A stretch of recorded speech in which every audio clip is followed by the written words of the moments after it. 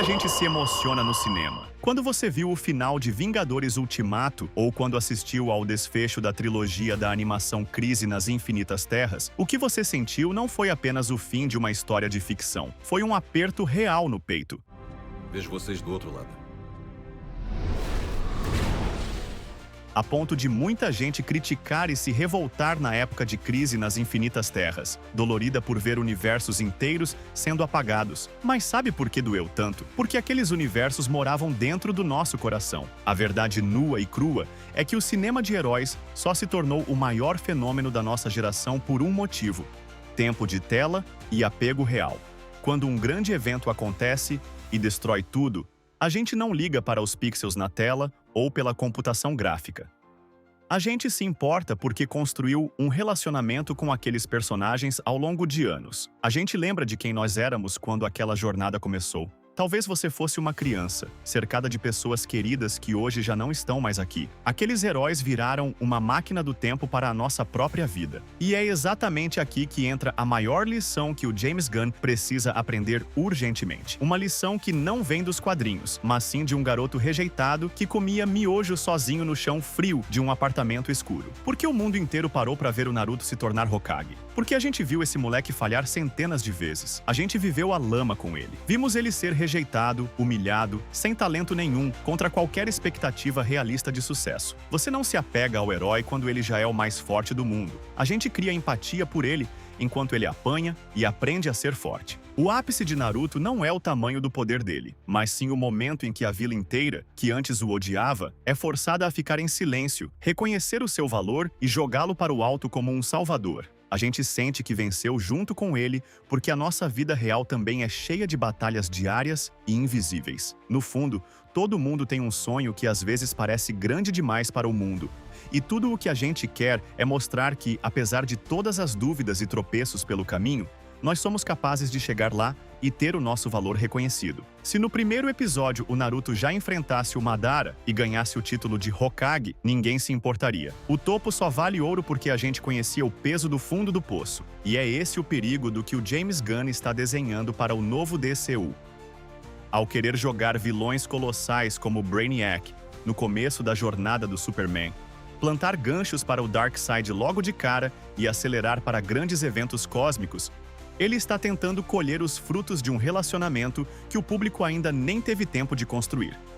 Ele está querendo entregar o estouro de audiência sem nos dar o direito de conviver com esses novos rostos. Se você queima a largada com os maiores deuses do universo logo nos primeiros anos, o que sobra para o final? Como você convence o espectador de que uma ameaça biológica ou uma ilha viva é urgente, se o herói já tancou o fim do mundo no filme anterior? Hollywood ficou preguiçosa. Eles acham que profundidade se compra com explosão e CGI, mas a história já provou que profundidade se constrói com paciência e respeito ao sentimento do fã. E veja bem, para a gente ser totalmente justo aqui, os heróis daquele universo do Snyder tinham peso. O Superman do Henry Cavill, o Batman do Ben Affleck, eles tinham uma presença física, uma imponência, uma aura gigante na tela que dava gosto de ver. Os personagens eram fortes, mas onde o Zack Snyder falhou feio foi no peso de cada acontecimento. Ele não deu tempo para os eventos respirarem. Ele gastou cartadas históricas dos quadrinhos como se fossem descartáveis, atropelando o impacto que cada arco deveria ter no coração do público.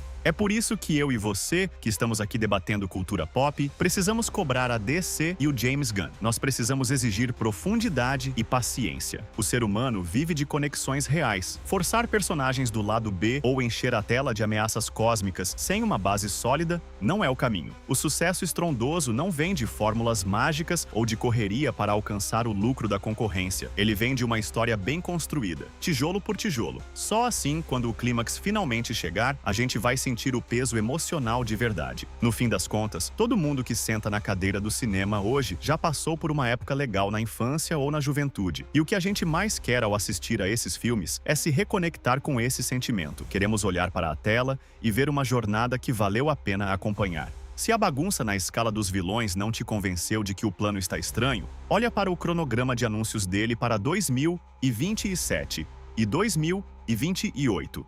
É a prova definitiva de que o James Gunn está agindo como um roteirista empolgado em uma sala de rascunhos, e não como o arquiteto de um legado. Como a gente pode confiar que ele está construindo aquela nostalgia de longo prazo que a gente conversou?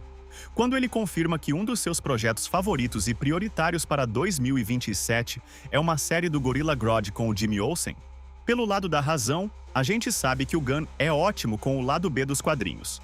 Mas pelo lado da emoção e da estratégia de mercado, isso é dar um tiro no pé do próprio hype. Fazer uma série focada no Grodd, gastando uma fortuna de orçamento em CGI, sem o Flash sequer estar estabelecido nesse universo, é cometer o mesmo erro da Sony fazendo filmes de vilões sem o Homem-Aranha.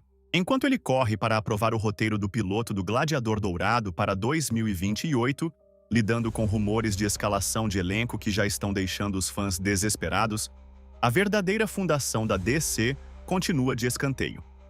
Me explica, como o filtro interno da DC dá prioridade para o Jimmy Olsen e para um Grodd de computação gráfica, enquanto heróis gigantescos, místicos e cheios de apelo emocional como Zatanna, Arqueiro Verde e Canário Negro não têm sequer um roteirista contratado? Pessoal, no fundo, a gente não quer só um filme bom de herói. O que a gente quer, por 2 horas dentro daquela sala escura, é voltar a ser aquela pessoa que acreditava que o bem sempre vence, que os sacrifícios valem a pena e que os nossos tombos não definem quem nós somos. Histórias rápidas divertem a nossa semana, e é exatamente por isso que eu quero ouvir a sua voz aqui embaixo. Você acha que o James Gunn e a Warner vão ter peito de entregar um universo denso e com a essência que a gente respeita? Ou vão continuar escondendo histórias genéricas e seguras só para vender ingresso e boneco? Desce aí e comenta a sua visão, porque o debate na nossa seção de comentários é sempre onde a verdade aparece. E se você curte esse nosso mergulho sem filtro no lado oculto do cinema, esmaga o like e se inscreve no canal. Então, o recado James Gunn é esse. Universos bem construídos salvam a nossa memória. Que o novo DCU lembre disso. Antes de tentar fazer bilhões, faça a gente sentir de novo. Até a próxima! E que a força de vontade esteja com vocês. Fire of youth. Remember this. It is the key strategy. Ah, yes, the fire of youth. That's it, my student. Now, on to Junin tactics.